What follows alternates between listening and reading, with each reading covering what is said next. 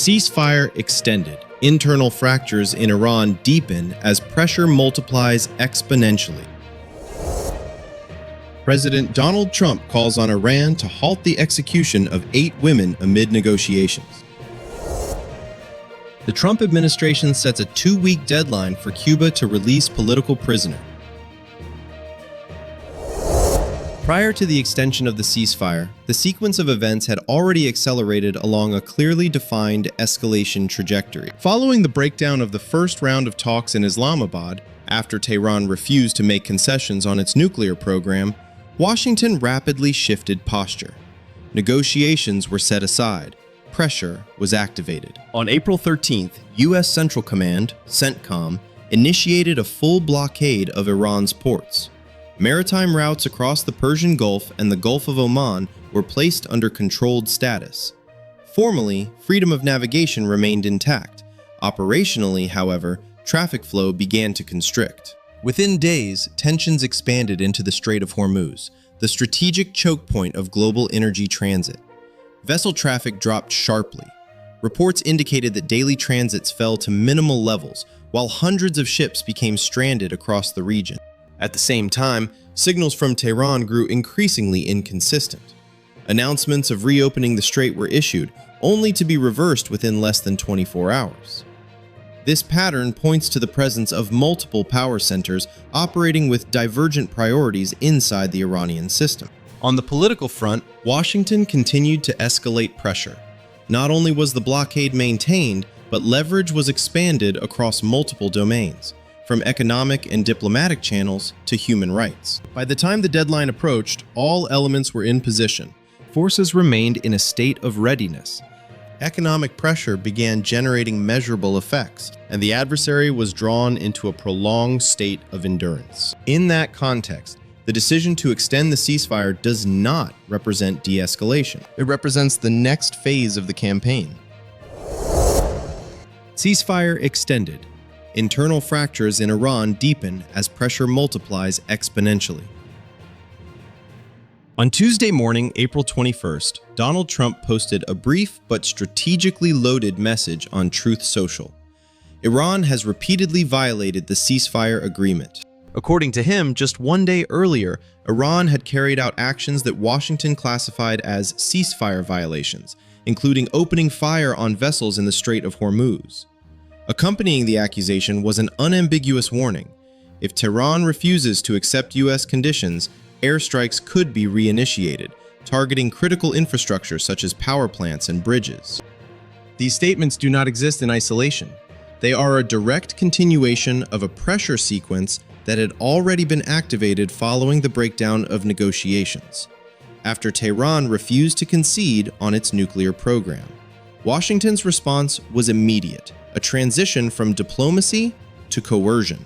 The full blockade of Iran's ports was initiated, transforming economic instruments into strategic leverage. A second round of talks is scheduled for this week, again in Islamabad, but Iran has yet to confirm participation.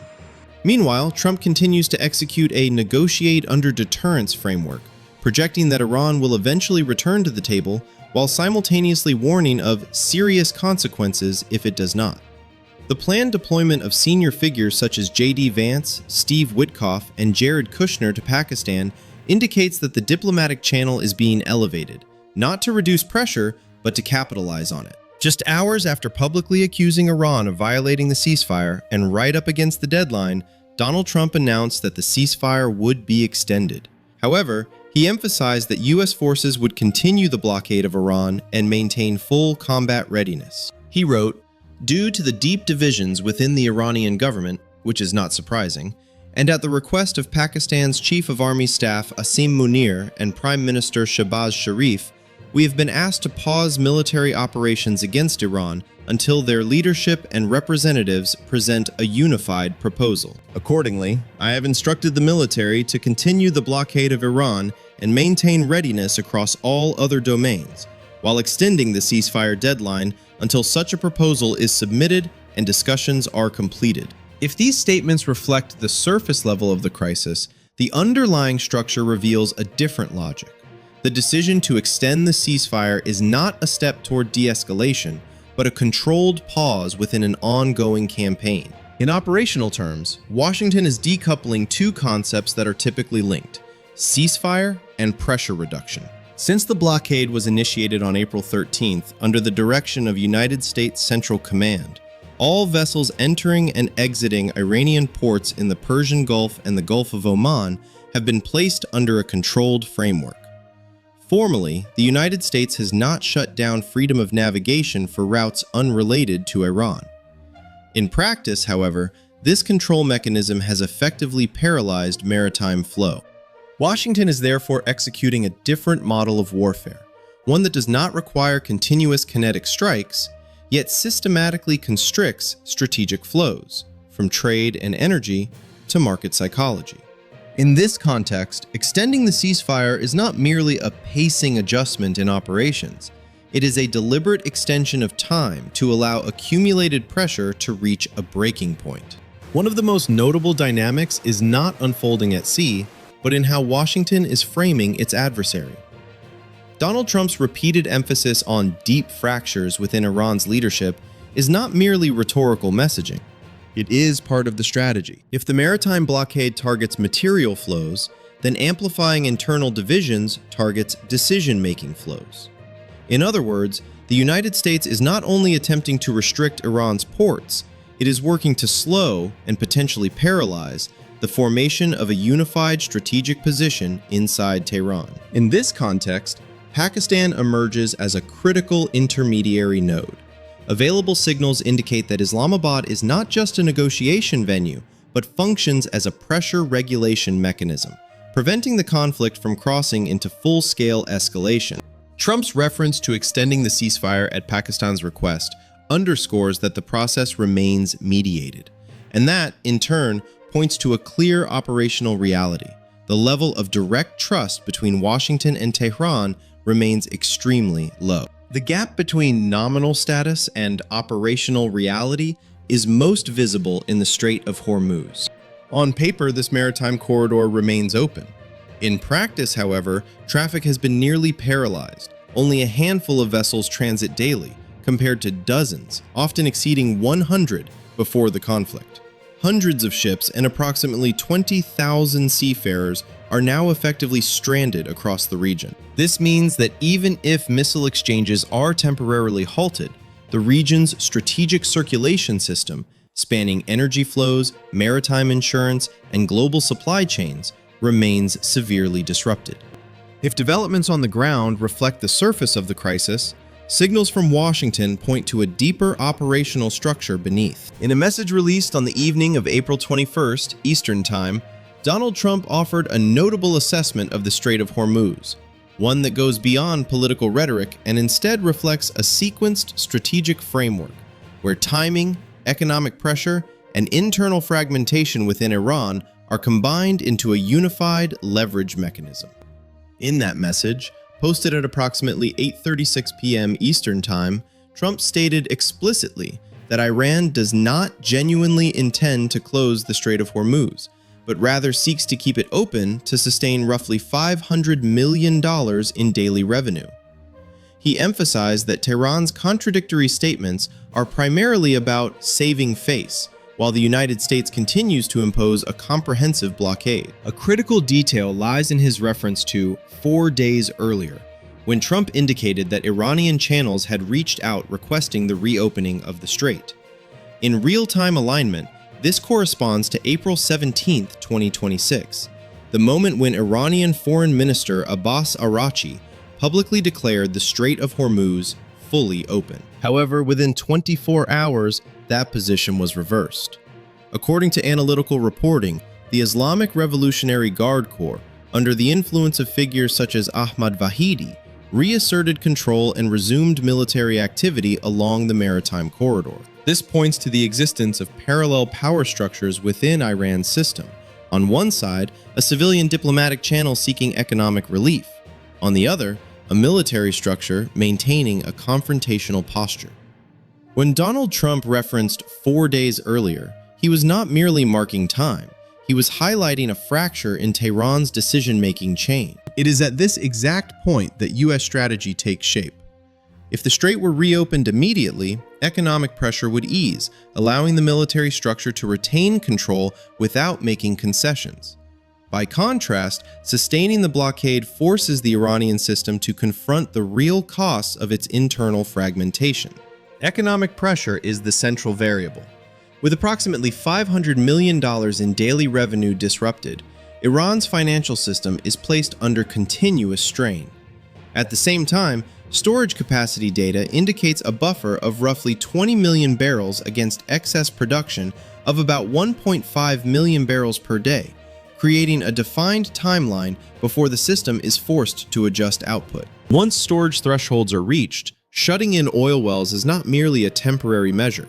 It risks long-term structural damage to the fields, including pressure loss and reduced recovery potential. Estimates suggest that production could decline permanently by 300,000 to 500,000 barrels per day, translating into billions of dollars in annual losses.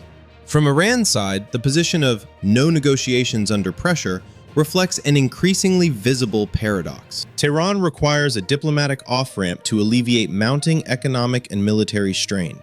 Yet entering negotiations under current conditions would mean accepting a weakened position, an outcome the Iranian leadership is determined to avoid at all costs. This deadlock is precisely what Washington is exploiting. By sustaining the blockade while keeping the diplomatic channel open, the United States is forcing Iran into a binary choice, both unfavorable: either negotiate under pressure or continue absorbing the costs of prolonged strategic constriction. Viewed at the surface level, the extension of the ceasefire may appear to signal de-escalation. In strategic terms, however, it represents the opposite: an extension of time designed to allow pressure to accumulate further. No shots fired. Yet pressure continues to build. No diplomatic breakthrough. Yet leverage tightens incrementally. And within that controlled pause, the balance of power is quietly shifting. President Donald Trump calls on Iran to halt the execution of 8 women amid negotiations. Amid sustained pressure across both military and economic fronts, another development, seemingly humanitarian in nature, reveals an additional layer in how Washington is expanding its leverage architecture. On April 21st, President Trump publicly called on Iran to halt the execution of 8 women, just ahead of the anticipated round of negotiations. He emphasized that if Tehran does not harm these individuals, it could represent a very good start for the dialogue process. At the surface level, this is a humanitarian message. At the strategic level, however, it reflects a familiar move: expanding the pressure space into the human rights domain. This enables Washington to apply pressure along 2 parallel axes. On one hand, it maintains external pressure through maritime blockade, control of energy flows, and military deterrence. On the other, by elevating the issue of executions into the spotlight, it activates internal pressure, forcing Iran's political system to confront reputational costs and questions of legitimacy. In essence, this constitutes a form of soft conditionality. No formal demands are placed on the negotiating table. No explicit ultimatum is issued. Yet a behavioral benchmark is established. If Iran complies, it signals flexibility. If it refuses, it not only confronts Washington, it also places itself at a disadvantage in the arena of international opinion. More importantly, this functions as a strategic test, not of military capability, but of Tehran's ability to adapt under a tightening, multi-layered pressure environment. Washington does not require a major concession immediately. It is seeking signals, indicators that the opposing system is beginning to shift. From that perspective, the call to halt executions is not merely humanitarian messaging. It is a probing instrument, a measure of tolerance thresholds, and an opening move to shape Iran's behavior ahead of more substantive negotiation rounds. The Trump administration sets a 2-week deadline for Cuba to release political prisoners. If, in the Iran file, Washington used the call to halt executions as a behavioral test, then in the case of Cuba, that same logic is applied at a more explicit and direct level. According to reporting cited by USA Today, the administration of Donald Trump has set a 2-week deadline for Havana to release political prisoners as part of broader negotiations on economic and political reforms. Unlike the signaling-based approach used with Iran, Washington here has shifted to a form of hard conditionality, directly linking human rights demands to the negotiation process within a defined timeline. This demand did not emerge in isolation. It was introduced during an April 10th meeting involving a senior delegation from the U.S. State Department, an indication that the diplomatic channel has been elevated to an operational level. At the same time, it marked the first landing of a U.S. government aircraft in Cuba since 2016, signaling a level of engagement beyond routine diplomatic signaling. The list of individuals potentially considered for release, including dissidents such as Luis Manuel Otero Alcántara and Michael Osorbo, demonstrates that Washington is not only applying pressure at the systemic level, but also selecting specific symbolic figures to shape its message. This transforms human rights from an abstract concept into a measurable, and therefore verifiable, criterion. At the strategic level, this approach reflects a familiar model, combining economic pressure with political conditionality. While sanctions and restrictions on oil transport continue to tighten Cuba's economy, proposals such as opening foreign investment, addressing property compensation, and deploying internet infrastructure like Starlink function as a conditional off-ramp. In other words, Washington is constructing a decision corridor: concede incrementally in exchange for reduced pressure, or continue facing an intensifying cycle of constraint. And as in the Iran case, the objective is not merely to reach an agreement. The objective is to shape behavior, to compel the opposing system to move along a trajectory defined by Washington, step by step, under continuous pressure. This is not de-escalation. This is compression. From Hormuz and energy blockade to internal pressure within Iran, an expansion into human rights, even replicated in Cuba, all levers are operating simultaneously. No shots fired. Yet the system is being constricted. The question now is, who will be forced to concede first? What do you think happens next? Leave your perspective and follow for the next phase of developments.